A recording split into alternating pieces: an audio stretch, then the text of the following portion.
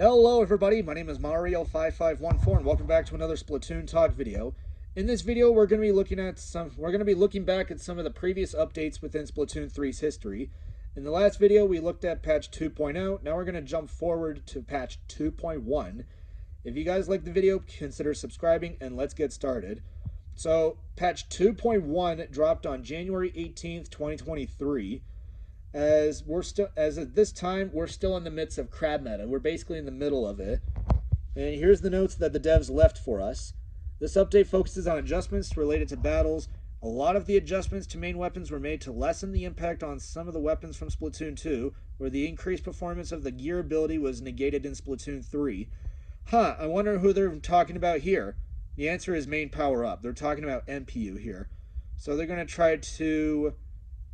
try to increase the performance of when MPU is in play for these weapons here. Regarding changes to Ninja Squid, we're mitigating the issue where players would lose sight of each other when shooting at each other from a relatively short distance. We're also intentionally maintaining the way to approach opponents with longer ranges. We reduced the amount needed to fill special gauges for some weapons, and within that group, strengthened some frequently used short-range weapons to increase player options.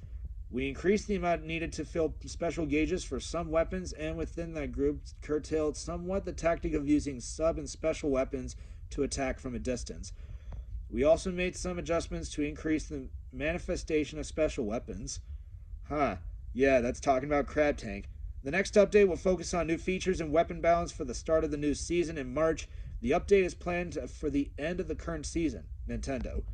So basically like almost the next 1.5 months from now, the next update would come out with these changes that they're talking about. So let's talk about the current changes for this update for 2.1. So for Aerospray, the size of terrain area inked by falling spray has been increased by about 10%. So basically it's a paint buff for Aerospray, and it's not the first time that Aerospray was given a paint buff. Jet Squelcher, reduced blur when firing on land by 17%. That basically is talking about its ground RNG, which was reduced by about 17%, going from 3 degrees down to 2.5 degrees, which I think is a nice change for Jet Squelcher. For Splattershot Nova, the size of terrain area inked by shots has been increased by about 19%. So Nova, which was a new weapon that just came out in the last update, got its first major buff, and it's a paint buff. Next up is Dynamo Roller. The damage rate reduction caused by distance has been adjusted. You can now cause 50 to 100 damage from farther away than before. This was the first buff Dynamo Roller has been given in Splatoon 3, and it's not the last time that they would buff it. Keep that in mind. Up next is Big Swig Roller. The minimum damage from horizontal slashes or swings was increased from 30 to 35. From Bamboo Mach 1, the amount of ink consumed was reduced by about 17%. This is basically reverting the nerf that I got back in Splatoon 2, basically when it was running a whole lot of MPU, and basically made it get all 14 shots again, hence the name. Up next is the Nautilus 47, where its firing duration has been increased by about 15%, and for Sloshing Machine, increased the amount of ink consumed by about 10%. So prior to this, Machine was at 8.4%, which means it gets about 11 sloshes.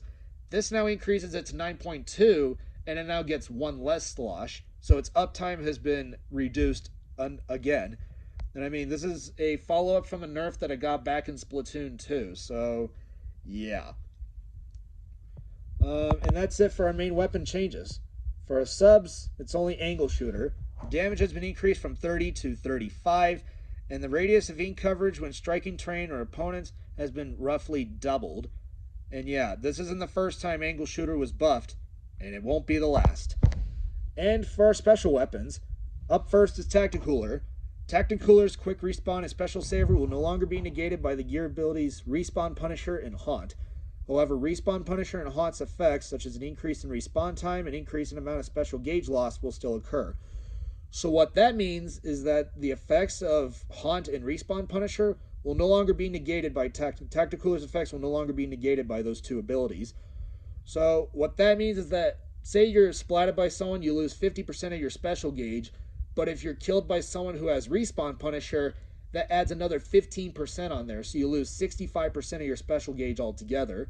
And Haunt has similar effects that Respawn Punisher has, which was a change that Haunt was given back in Splatoon 2. So yeah. But I mean, this isn't the first time that Tacticooler was buffed. So I mean, this is the first buff that Tacticooler has been given, and it won't be the last change that Cooler would be given. Up next is Reef Slider.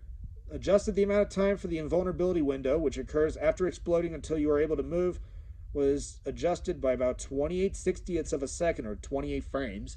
So basically, your invulnerability period has been lengthened by 28 frames, meaning that people cannot hit you for another 28 frames or for that long before you're able to just kill them there. Up next is Triple Ink Strike, where the radius of the area damaged was increased by about 10%, and the damage inflicted was increased by about 50%. So its damage radius went from 7 units to 7.7 units, and the damage inflicted would go from 20 to 37.5. So yeah, between 20 to 25 to 37.5, meaning that Triple Ink Strike is now going to start seeing some more use in the game, which I think is a very nice change for it. Up next is Crab Tank, which is our last special. Shorten the duration of the Crab Tank when not using the special power-up gear ability from about 9 seconds to about 8 seconds. Which, I mean, everyone thought that this update would finally tone back Crab, but they did nothing. However, the extension rate of the duration of the Crab Tank when using special power-up gear ability has been increased. As a result of these changes, the duration of the Crab Tank when maximizing use of the special power-up gear ability remains the same as before. So yeah, Crab meta is still upon us here. So yeah, everyone thought the devs would do something here. Unfortunately, they missed the mark. Maybe the next update will give us something good here. And for our points for special changes, so Splattershot, 52 gal, and 96 gal all got minus 10 points for special, going from 200 to 190. Splattershot Pro would go to 180p. I mean, with the buffs to angle shooter, people would think that this weapon would start seeing more use. Unfortunately, Splashmatic was still considered top tier, so I mean, this weapon was kind of lost in the shadows here. Splattershot Nova would get Whale at 190p, which is a nice change, I guess. And Splat Dualies would get Crab Tank at 190, which is actually crazy. And it also came with some points for special nerfs. Custom Splattershot Jr., which was released in our previous update, 2.0, is getting Wavebreaker at 190p. Sloshing Machine is getting Booyah Bomb at 220p. And Splatana Wiper is getting Ultra Stamp at 190p.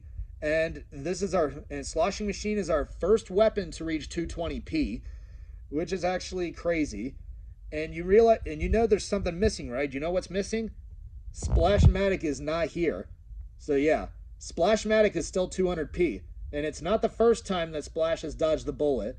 It dodged the bullet back in 2.0. And it won't be the last that Splash would continue to dodge the bullet here in nerfs.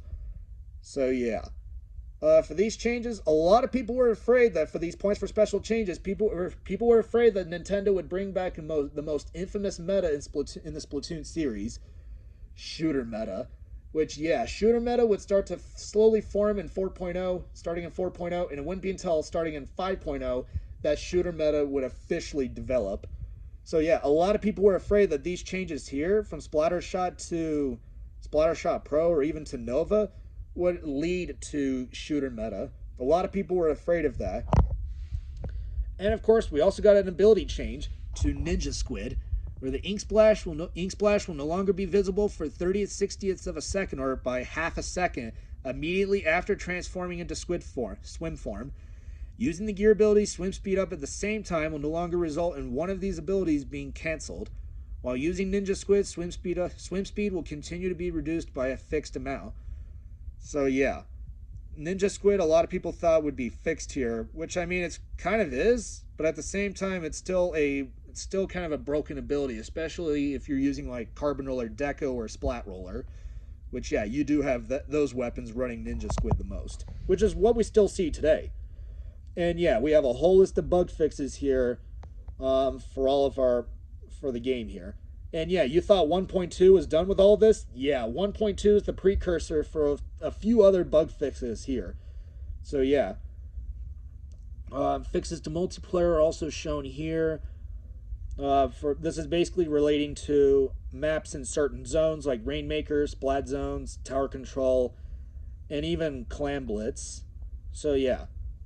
Also, a few fixes to Salmon Run. Fix an issue where if a communication error occurred at a certain time while the big run results were being announced, you would be able to get a decoration but not the corresponding badge. If you are affected by this issue, you will be able to obtain your badge after applying this update data and restarting the game. Okay, so I think that's a nice quality of life change there. And yeah, there's a whole list of other changes to go off of here. And for story mode, fixed an issue where when selecting weapons on a stage and switching from umbrella to another weapon, the umbrella will not work properly. It may not launch or it may not protect from enemy attacks. Yeah, this was basically a bug that the umbrellas got back, which they got upon the game's launch. And it wasn't until 1.2 that this change or this bug was finally that the bug was ironed out. So yeah, and there's a few other fixes here. You guys can check out 2.1 on Wikipedia. Link is in the description below, so don't forget to check that out. And that's it. That is 2.1. And yeah, in our next update, we'll be talking about what other changes the devs were making and what we would start to see later on in the future for the game. And yeah, thank you all for watching. See you guys in the next video, and I will see you next time.